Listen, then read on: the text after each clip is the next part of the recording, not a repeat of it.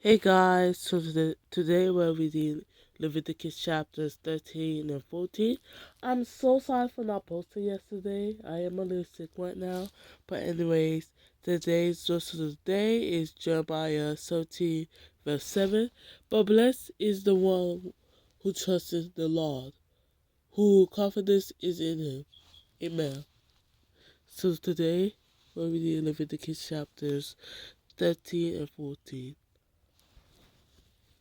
Leviticus chapter 13. The Lord said to Moses and Aaron, "When anyone has a swelling or a rash or a shiny spot on their skin that may be a defiling skin disease, they must be brought to Aaron the priest or to one of his sons who is a priest. The priest is to examine the sore on the skin, and if the hair in the sore has turned white, and the sore appears to be more than skin deep, it is a defiling skin disease. When the priest examines that person, he shall pronounce them ceremonially unclean.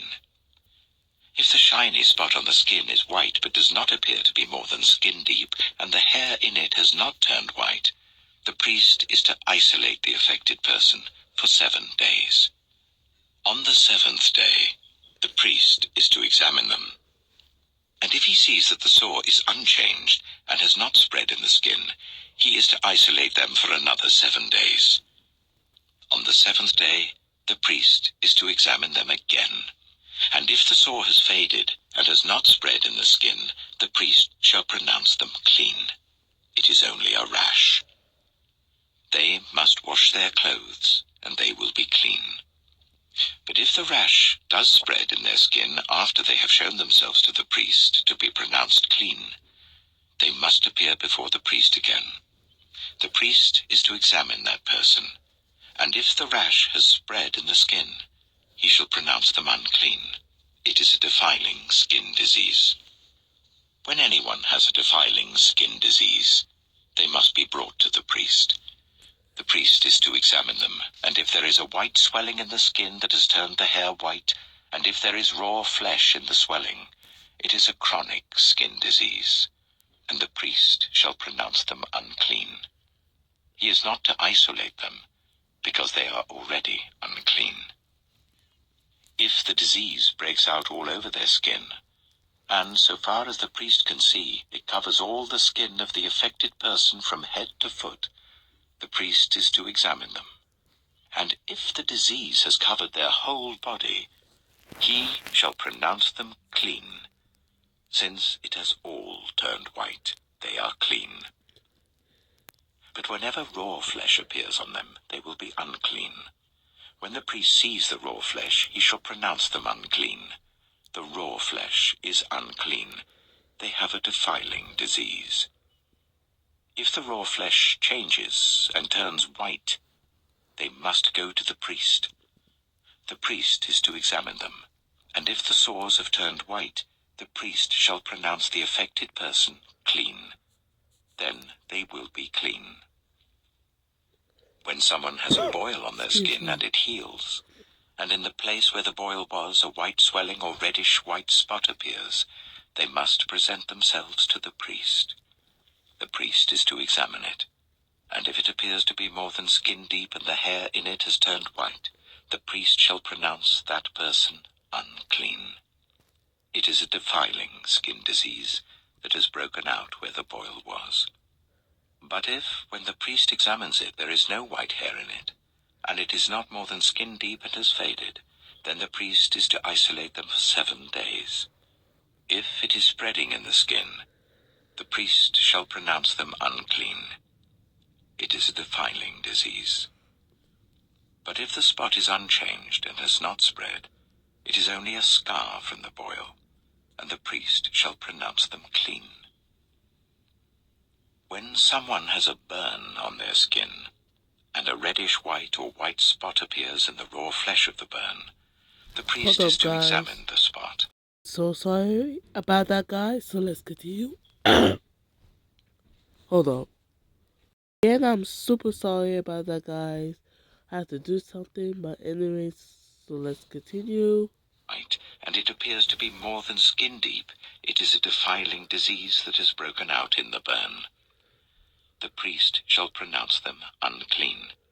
It is a defiling skin disease. But if the priest examines it, and there is no white hair in the spot, and if it is not more than skin deep and has faded, then the priest is to isolate them for 7 days. On the 7th day, the priest is to examine that person. And if it is spreading in the skin, the priest shall pronounce them unclean. It is a defiling skin disease. If, however, the spot is unchanged, and has not spread in the skin, but has faded, it is a swelling from the burn, and the priest shall pronounce them clean. It is only a scar from the burn. If a man or woman has a sore on their head or chin, the priest is to examine the sore, and if it appears to be more than skin deep and the hair in it is yellow and thin, the priest shall pronounce them unclean. It is a defiling skin disease on the head or chin. But if, when the priest examines the sore, it does not seem to be more than skin deep and there is no black hair in it, then the priest is to isolate the affected person for 7 days. On the 7th day, the priest is to examine the sore, and if it has not spread and there is no yellow hair in it, and it does not appear to be more than skin deep, then the man or woman must shave themselves, except for the affected area, and the priest is to keep them isolated another 7 days. On the 7th day, the priest is to examine the sore, and if it has not spread in the skin and appears to be no more than skin deep, the priest shall pronounce them clean. They must wash their clothes, and they will be clean. But if the sore does spread in the skin after they are pronounced clean, the priest is to examine them, and if he finds that the sore has spread in the skin, he does not need to look for yellow hair. They are unclean. If, however, the sore is unchanged so far as the priest can see, and if black hair has grown in it, the affected person is healed. They are clean, and the priest shall pronounce them clean. When a man or woman has white spots on the skin, the priest is to examine them, and if the spots are dull white, it is a harmless rash that has broken out on the skin. They are clean. A man who has lost his hair and is bald is clean. If he has lost his hair from the front of his scalp and has a bald forehead, he is clean. But if he has a reddish-white sore on his bald head or forehead, it is a defiling disease breaking out on his head or forehead. The priest is to examine him, and if the swollen sore on his head or forehead is reddish-white like a defiling skin disease, the man is diseased and is unclean. The priest shall pronounce him unclean because of the sore on his head. Anyone with such a defiling disease must wear torn clothes, let their hair be unkempt, cover the lower part of their face, and cry out, "Unclean, unclean." As long as they have the disease, they remain unclean. They must live alone. They must live outside the camp. As for any fabric that is spoiled with a defiling mold, any woolen or linen clothing, any woven or knitted material of linen or wool, any leather or anything made of leather, if the affected area in the fabric, the leather, the woven or knitted material, or any leather article is greenish or reddish, it is a defiling mold and must be shown to the priest. The priest is to examine the affected area and isolate the article for 7 days. On the 7th day he is to examine it, and if the mold has spread in the fabric, the woven or knitted material, or the leather, whatever its use, it is a persistent, defiling mold. The article is unclean. He must burn the fabric, the woven or knitted material of wool or linen, or any leather article that has been spoiled, because the defiling mold is persistent. The article must be burned. But if, when the priest examines it, the mold has not spread in the fabric, the woven or knitted material, or the leather article, he shall order that the spoiled article be washed. Then he is to isolate it for another 7 days. After the article has been washed, the priest is to examine it again, and if the mold has not changed its appearance, even though it has not spread, it is unclean. Burn it, no matter which side of the fabric has been spoiled. If, when the priest examines it, the mold has faded after the article has been washed, he is to tear the spoiled part out of the fabric, the leather, or the woven or knitted material. But if it reappears in the fabric, in the woven or knitted material, or in the leather article, it is a spreading mold. Whatever has the mold must be burned. Any fabric, woven or knitted material, or any leather article that has been washed and is rid of the mold, must be washed again. Then it will be clean. These are the regulations concerning defiling molds in woolen or linen clothing, woven or knitted material, or any leather article, for pronouncing them clean or unclean. Amen. So that was Leviticus chapter 13, and now we'll go with Leviticus chapter 14. Leviticus chapter 14. The Lord said to Moses, "These are the regulations for any diseased person at the time of their ceremonial cleansing when they are brought to the priest. The priest is to go outside the camp and examine them. If they have been healed of their defiling skin disease, the priest shall order that 2 live clean birds and some cedar wood, scarlet yarn and hyssop be brought for the person to be cleansed. Then the priest shall order that one of the birds be killed over fresh water in a clay pot. He is then to take the live bird and dip it, together with the cedar wood, the scarlet yarn, and the hyssop, into the blood of the bird that was killed over the fresh water. 7 times he shall sprinkle the one to be cleansed of the defiling disease, and then pronounce them clean. After that, he is to release the live bird in the open fields. The person to be cleansed must wash their clothes, shave off all their hair, and bathe with water. Then they will be ceremonially clean. After this they may come into the camp, but they must stay outside their tent for 7 days. On the 7th day they must shave off all their hair. They must shave their head, their beard, their eyebrows, and the rest of their hair. They must wash their clothes and bathe themselves with water, and they will be clean.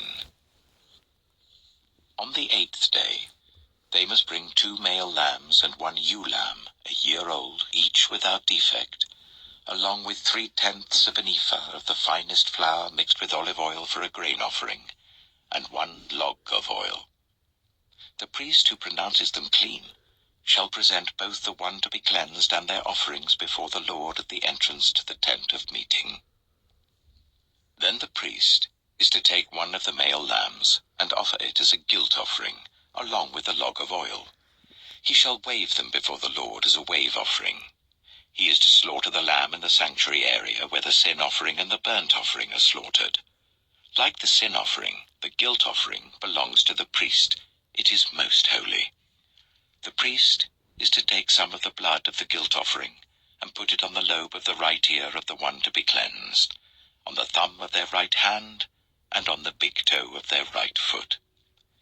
The priest shall then take some of the log of oil, pour it in the palm of his own left hand, dip his right forefinger into the oil in his palm, and with his finger sprinkle some of it before the Lord 7 times. The priest is to put some of the oil remaining in his palm, on the lobe of the right ear of the one to be cleansed, on the thumb of their right hand, and on the big toe of their right foot, on top of the blood of the guilt offering.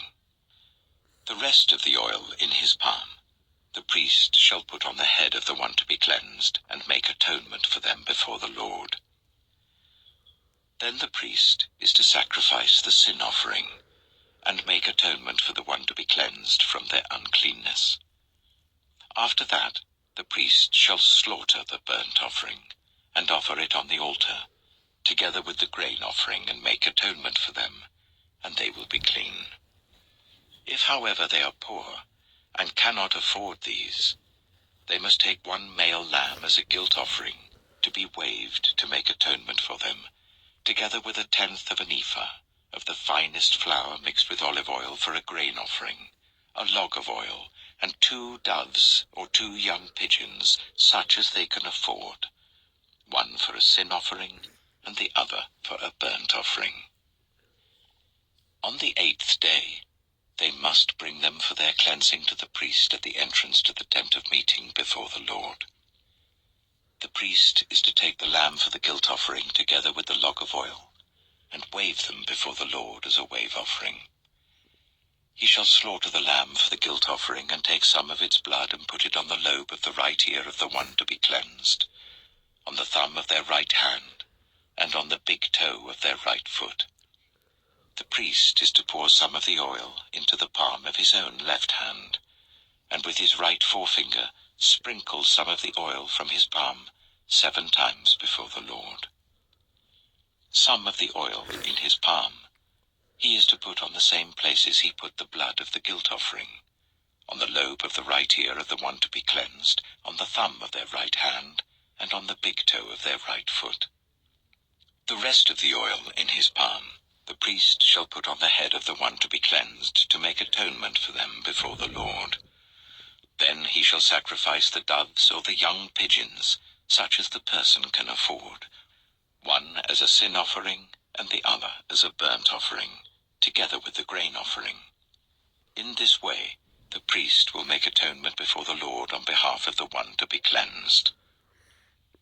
These are the regulations for anyone who has a defiling skin disease and who cannot afford the usual offerings for their cleansing.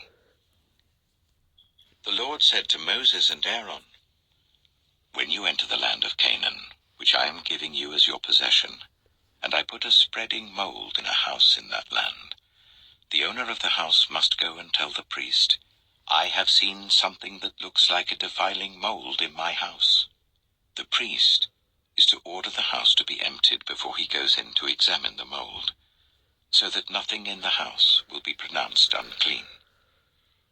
After this, the priest is to go in and inspect the house. He is to examine the mold on the walls, and if it has greenish or reddish depressions that appear to be deeper than the surface of the wall, the priest shall go out of the doorway of the house and close it up for 7 days. On the 7th day, the priest shall return to inspect the house. If the mold has spread on the walls, he is to order that the contaminated stones be torn out and thrown into an unclean place outside the town. He must have all the inside walls of the house scraped, and the material that is scraped off dumped into an unclean place outside the town. Then they are to take other stones to replace these, and to take new clay and plaster the house. If the defiling mold reappears in the house after the stones have been torn out and the house scraped and plastered, the priest is to go and examine it. And if the mold has spread in the house, it is a persistent defiling mold. The house is unclean.